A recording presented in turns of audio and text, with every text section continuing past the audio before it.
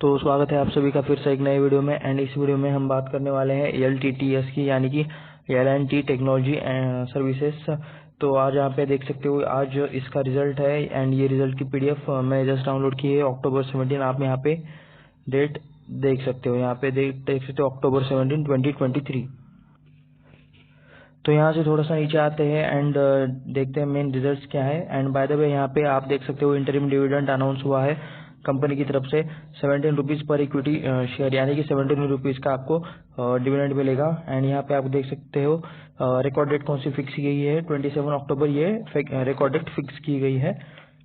तो यहाँ पे इस पे आपको डिविडेंड मिला है LT टेक्नोलॉजी की तरफ से। नीचे आते हैं नंबर्स, मतलब कहाँ पे इन्होंने दिए हैं ये चेक करते हैं। ओके, ये शायद मतलब स्टैंड अलोन नंबर्स है एंड नंबर्स इन मिलियंस में है। ठीक है, तो सबसे पहले स्टैंड अलोन नंबर ही देख लेते हैं। यहाँ पे मैं इसे थोड़ा सा एडजस्ट कर लेता हूँ। ओके, तो ये अभी आपको अच्छे से दिख रहा होगा। राइट, हो गया। तो मार्कर भी ऑन कर लेता हूँ एंड आप यहाँ पे देख सकते हो टोटल इनकम यहाँ पे लिखा हुआ है नंबर्स मिलियंस में है, तो सिर्फ हम इसे नंबर्स में पढ़ेंगे। लास्ट 30 सितंबर का, मतलब लास्ट ईयर के सितंबर का था नंबर 2910, तो लास्ट जून के क्वार्टर का था 2917। थोड़ा सा ही मतलब परफॉर्मेंस, मतलब एक फ्लैट ही बोल सकते हो। एंड उसके बाद का मतलब अभी का सितंबर क्वार्टर का जो इनकम है वो बढ़ चुका है, काफी अच्छा खासा बढ़ चुका है लास्ट दोनों क्वार्टर्स के कंपैरिजन में। एक्सपेंसेस देख लेते हैं। टोटल एक्सपेंसेस आप यहाँ पे देख सकते हो 17,531, जो पहले था 16,774 और उसके पहले था 17,052। यानी कि लास्ट क्वार्टर में, जून वाले क्वार्टर में, जून 30 के क्वार्टर में एक्सपेंसेस इन्होंने काफी अच्छा खासा कंट्रोल किया था। तो देखते हैं कि मतलब net profit for the period पर डायरेक्ट आ जाते हैं हम। यहाँ पे आपको ऑपरेटिंग प्रॉफिट भी पढ़ना है तो आप यहाँ पे पढ़ सकते हो। लास्ट सितंबर क्वार्टर के 2022 में 3858 था, जून वाले क्वार्टर में 4143 था एंड लास्ट वाले यानी कि सितंबर, ये अभी के वाले क्वार्टर में ऑपरेटिंग प्रॉफिट था 4245।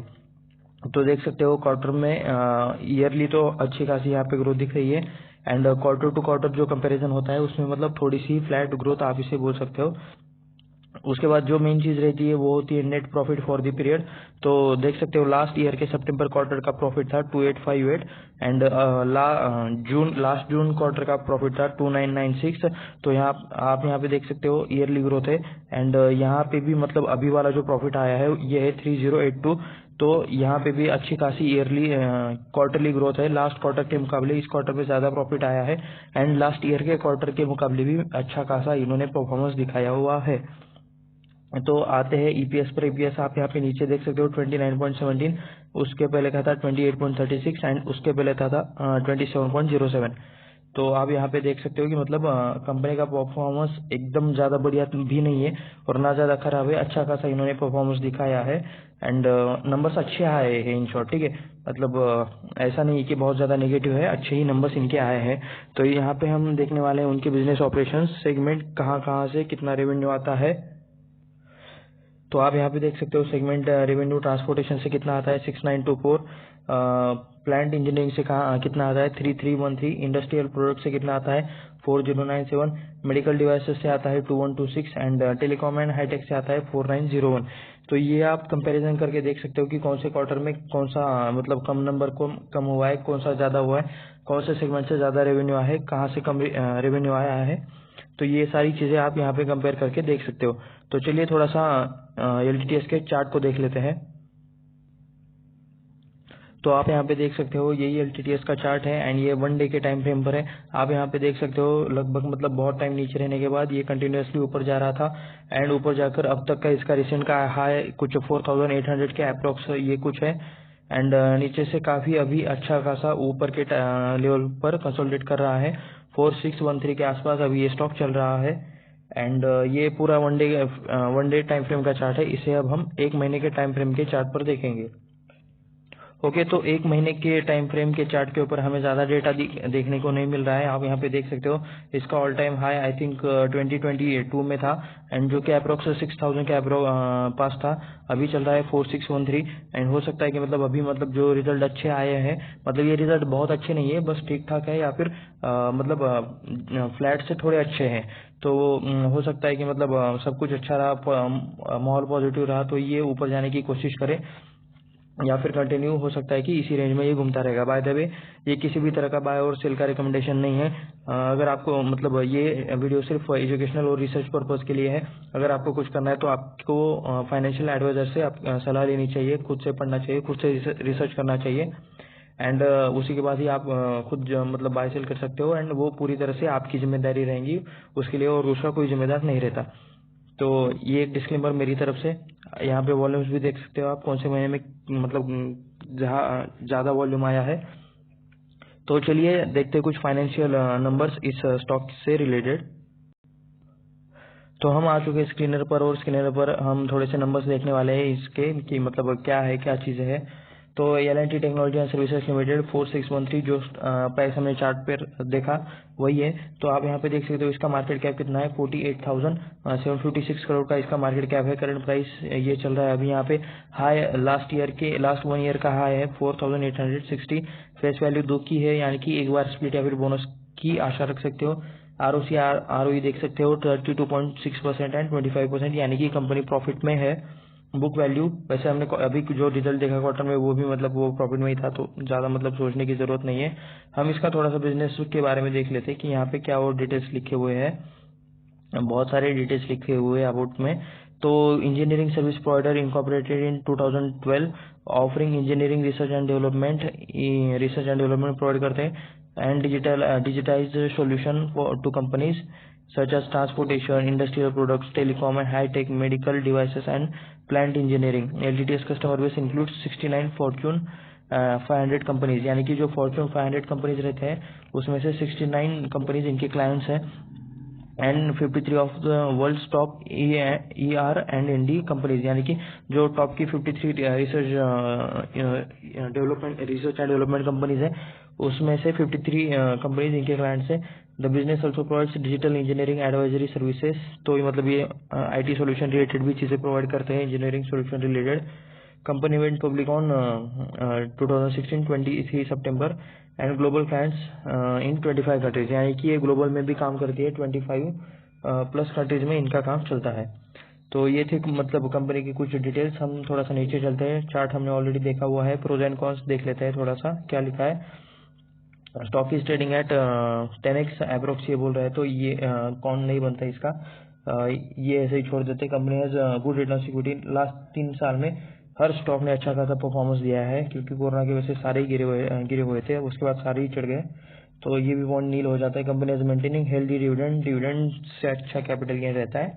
तो देख लेते हैं आगे का परफॉर्मेंस इसका क्या है। पेयर कंपैरिजन हम देख सकते हैं, इसे मैं और थोड़ा सा जूम कर लेता हूँ। यहाँ पे आप देख सकते हो IT सॉफ्टवेयर के सेक्टर में हम इसे कंपेयर करेंगे।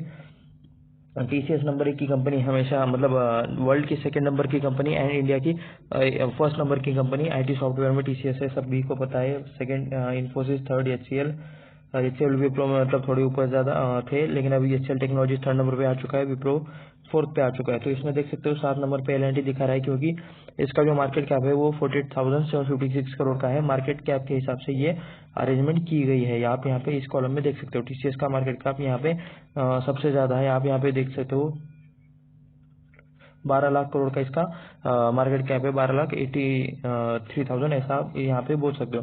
पी रेशियो के साथ कंपैरिजन कर लेते हैं 28, 24, 22, 19, और L&T टेक्नोलॉजी का चला है 38, यानी कि अभी के लिए तो इस सेक्टर में सबसे ज़्यादा पी सिर्फ मतलब इसी का दिख रहा है, LTTS का।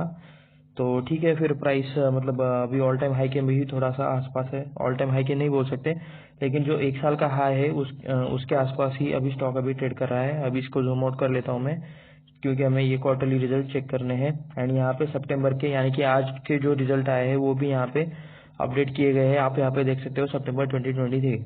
तो सेल्स देख लेते हैं, पहले था 1314, वो फिर बढ़ गया कंटिन्यूसली ओके, यहाँ पे देख सकते हो आप कंटिन्यूस ग्रोथ है। सिर्फ इस एक क्वार्टर में मतलब सेल्स थोड़ा सा कम हो गया था, लेकिन बाद में कंपनी फिर से ट्रैक पर आ गई एंड अभी मतलब एसएम 2371 के करोड़ के यहाँ पर मतलब एक ही रेंज में यहाँ पे कंपनी 3 क्वार्टर से घूम रही है। ऑपरेटिंग प्रॉफिट देख सकते हो 233, 276, 293, यहाँ से करते करते मतलब बीच में फिर से थोड़ा सा कम हो गया एंड यहाँ पे आप देख सकते हो तो अभी 476 का प्रॉफिट चल रहा है। लास्ट 3-4 क्वार्टर से एक ही रेंज में है। डायरेक्ट आ जाते हैं नेट प्रॉफिट पर। नेट प्रॉफिट पहले था 166 जो अभी बढ़ के हो चुका है 316। तो मतलब ये ग्रोथ दिखा रहे हैं, अच्छी खासी ग्रोथ दिखा रहे हैं। बीच में सिर्फ 1-2 बार इसमें वोलेटिलिटी या फिर मतलब बिजनेस कम ज्यादा हुआ, लेकिन कांस्टेंट ग्रोथ दिखाने का इनका प्रोसेस चालू है एंड ठीक है। ये मतलब ये अच्छा ग्रोथ दिखा रहे हैं। यहाँ पे लॉन्ग टर्म में हमें ज्यादा नंबर्स अच्छे देखने को मिल सकते हैं क्योंकि क्वार्टर में भी परफॉर्मेंस अच्छा है। तो नेट प्रॉफिट पर हम एक बार सेल्स देख लेते हैं। 2619 2015 में थे एंड लास्ट मार्च 2023 का सेल है 8014, यानी कि अप्रोक्स 7 से 8 सालों में इन्होंने सेल को मतलब 3x किया है, ऐसा अप्रोक्स हम यहाँ पे बोल सकते हैं। उसके बाद डायरेक्टली नेट प्रॉफिट पर आ जाते हैं। 311 करोड़ का जो नेट प्रॉफिट था वो बढ़ के हो चुका है 1174। तो अच्छा खासा इन्होंने प्रॉफिट भी बढ़ाकर दिखाया है। मतलब 5 से 8 सालों में प्रॉफिट अप्रोक्स 3x किया है, तो ये एक अच्छी बात है।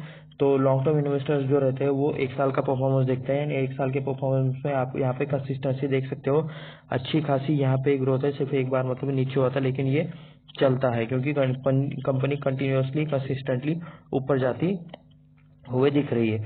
उसके बाद नीचे आते हैं एंड यहाँ पे बैलेंस शीट देख लेते हैं। थोड़ा सा रिजल्ट्स मतलब कंटिन्यूअसली बढ़ते रहना चाहिए क्योंकि मतलब रिजल्ट्स मतलब जो बैलेंस शीट देखिए वो बहुत अच्छी है। 2015 में सिर्फ 2 करोड़ के रिजल्ट्स थे, शायद यहाँ पे 2 क्यों लिखा है ओनली, तो पता नहीं। 766, उसके बाद ये कंटिन्यू आगे ऊपर बढ़ते बढ़ते अभी ये 4768 हो चुका है, यानी कि 766 का 4768 यहाँ पे हो चुका है लास्ट 5-7-8 सालों में। बोरिंग्स देख लेते हैं कंपनी के ऊपर क्या कुछ किसी तरह का कर्जा है। यहाँ पर मैं क्लिक कर लेता हूँ बोरिंग्स पर, तो शॉर्ट टर्म बोरिंग मतलब जीरो हो चुकी है। अभी यहाँ पे आप देख सकते हो ये कम्प्लीटली जीरो है।